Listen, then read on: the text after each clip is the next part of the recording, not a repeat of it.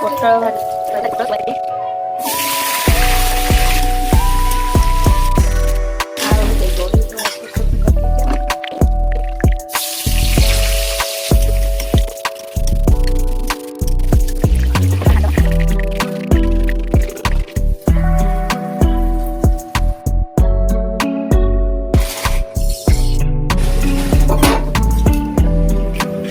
ଫୁଟଣ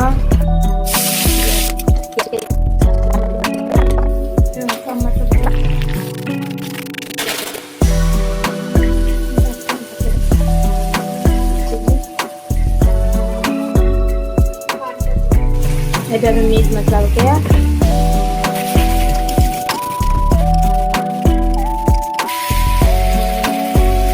ନା ପୋଟଳ